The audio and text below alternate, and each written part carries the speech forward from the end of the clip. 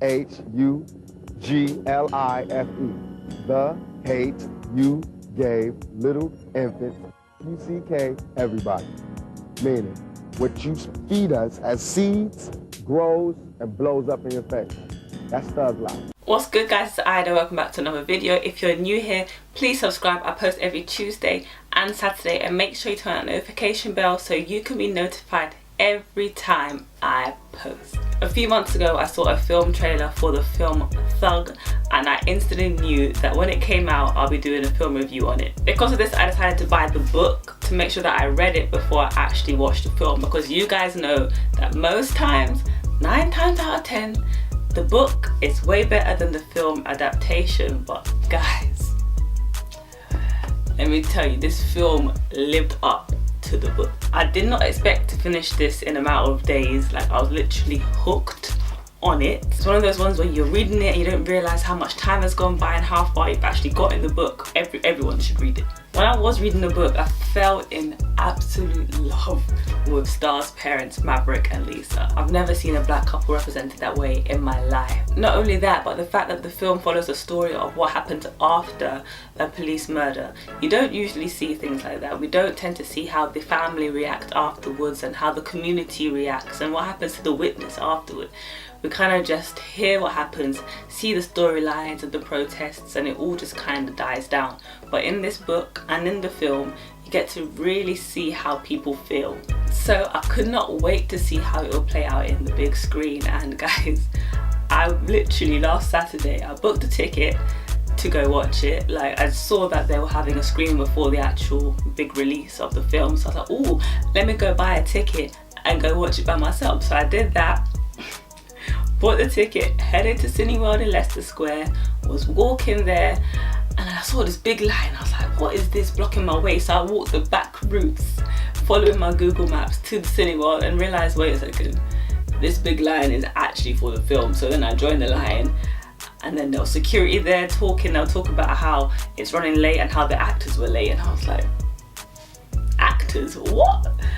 And I realised I was at the premiere of the film and I had no idea that I was actually there. So when I went in there, I was walking into the venue over the red carpet, and I turn and I see Amanda Oh my God, it's just Amanda. there talking to the cameras. I was like, It's Amanda. that's Amanda. On my one, so I was just putting it on my Instagram story because I was in shock. I did not expect all of this. I thought I was just going to an early screening, not realizing that, okay, this is part of the British Film Festival and their premieres, and it was a premiere, and they spoke before the actual film started. The director spoke, the author Angie Thomas spoke, and Amanda spoke, and then the film began without any trailers, may I add. It just started, and yeah, I was a hot mess pretty much throughout the whole film. I was. Because I had read the book, I kind of knew what to expect, and let me tell you, not every film can live up to the book. There was one film, what was it? Half of a Yellow Sun. I absolutely loved the book, love it. I tried to watch the film, I couldn't do it. So I'd say to you guys, before you watch anything, make sure you read the book beforehand, because you'll appreciate things a lot more. You'll appreciate the book, and films don't always live up to your expectations, just saying. So if you've read the book, you will know that there's a lot more gang related stuff. Khalil was part of the King Lords, and in the book there's the scene at the funeral where the King Lords, they come in at the back and they put a bandana, I think it's a blue bandana, I'm not too sure, but they place one of their coloured bandanas onto the coffin, or in the coffin, I can't remember exactly, of Khalil, and that's what they do whenever one of their soldiers have fallen, basically. So that caused a whole big drama in the book. I expected that to happen in the film when they started pouring in at the back of the funeral service, but it never did. They skipped out quite a lot of scenes that linked Khalil, strongly linked him to the King Lords, and I think that was a wise choice. A lot of the times that an innocent black person is killed, the media tends to focus on the negative side, even if this negative side has nothing to do with the reason why they were murdered. At no point did the officer 115, know that Khalil was part of the King Lords and he was selling drugs on the side. At no point did they know that. They just killed him because he thought that he was holding a weapon, supposedly. And then after it, you try to find any reason to justify that murder, any reason at all. And of course they picked up on that he was part of the King Lords. And the only people that you really hear speak about him being part of that are the journalists, or Haley, who's a lot more racist in the book, by the way, and who else? Just mainly white characters or people who were trying to justify the fact that he was murdered. I believe this was done deliberately to ensure that the audience don't lose focus on the main issue, and that is the murder of Khalil, a murder that we also witnessed. But even if we had witnessed it, there's been plenty of times where we've seen video footage of police killing people, but the media somehow managed to flip it.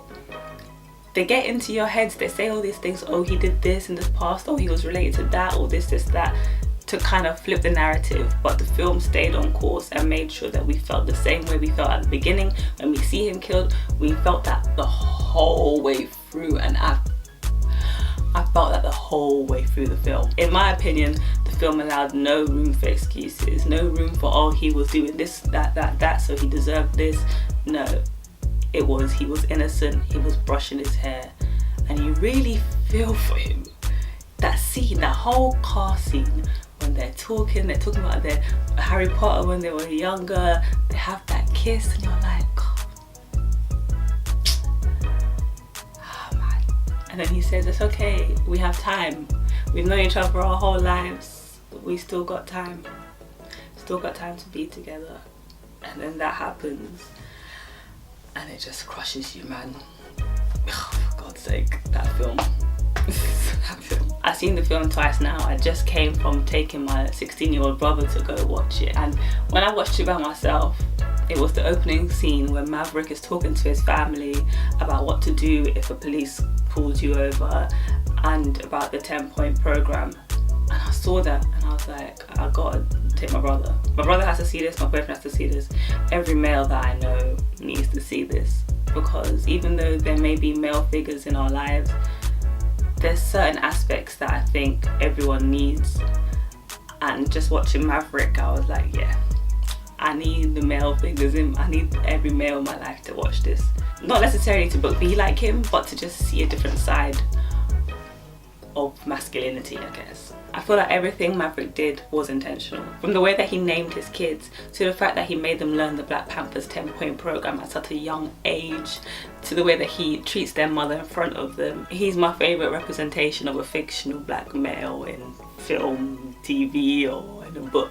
The scene that really got to me was the one where, after Star had spoken publicly about being the witness, that obviously she was disguised and all that, and they went to eat, and then King was there and Maverick got into it with him, and then the police came and abused, harassed, whatever you want to call it, Maverick. And then afterwards they were in the car going home and Star apologised. She was saying that she's sorry that she went public. If she hadn't have done it, then none of this would have happened. And then he tells them to get out. He tells them to get out of the car and line up on the lawn. So they do that, and he tells them to recite point 7 of the 10-point program. We want an immediate end to police brutality and murder of black people. By what means? By any means necessary. That whole scene when he tells them the meaning of their names and tells them that they are what he lives for and what he will die for, it's just powerful. And then he walks off and you're like, damn, I'm crying again. That scene was powerful. The whole bloody film was powerful. I cried, my brother cried. Damn near everyone in the bloody audience cried. I mentioned before that the film misses out quite a lot of scenes that happen in the novel, and another thing that they miss out are major characters such as Devontae. If you've read the book, you won't know who Devontae is. But basically, in the beginning of the film, where they have the house party and the shootings, Devontae's brother was actually killed in that shooting, and he's also part of the King Lords. He used to work with Khalil, and he plays quite a big role. They said that they took him out because they felt as though his character would take away from Star, so they kind of just merged him in with 7. And I believe in the book he's the one that actually gets beaten up by King. yeah, Seven doesn't get beaten up. He gets beaten up by King, and then they kind of come in there, just like how they did with Chris and Star and all them. They come in and they save him, they take him away. He plays a big role in getting Star to understand why Khalil did what he did and made her kind of come to peace with his choices of joining the gang. But they had to take him out of the film. So if you haven't read the book, read it. The major difference between the film and the novel is the scene where Sekani takes his dad's gun and aims it at King. That I was not expecting. I was like, no, this is not happening. What is going on? But I understand now. I understand why it was done. It literally illustrated the philosophy of thug life. It showed you what they meant, what Tupac meant when he said the hate you give little infants F's everybody. And Sekani was about to F everybody up. If you haven't already read Thug, then please do. It gives you so much more depth, and you know when you watch a film and you want more, you feel like you need more, this book right here will give you everything and more. Nonetheless, I believe the film did an amazing job at capturing the essence of the book, and I'll watch it over and over and over again until I run out of tears. I'm thinking to do a few more videos looking in depth in different sections of the book and the film, and just like I did with the Black Panther Decoded series. So if there's anything that you want me to touch on and look into and talk about, because I can talk a lot more about the relationships. That's one thing that really stood out to me, the relationships between not only Maverick and Lisa, but for example Haley and Star, or Star and Seven, and Lisa and Seven, and there's so many things, especially from the book. Like the film is a bit different because you don't see that same relationship, but the book, there's a lot more to talk about. So let me know if there's anything that you want to hear from me, and you guys let me know what you think. What did you think about the film? If you've seen it, what about the book if you've read it? What about the comparison between the two? What did you find was different and similar? What did you like and dislike? Let me know in the comments down below, and I will see you guys next time. Peace, love and life.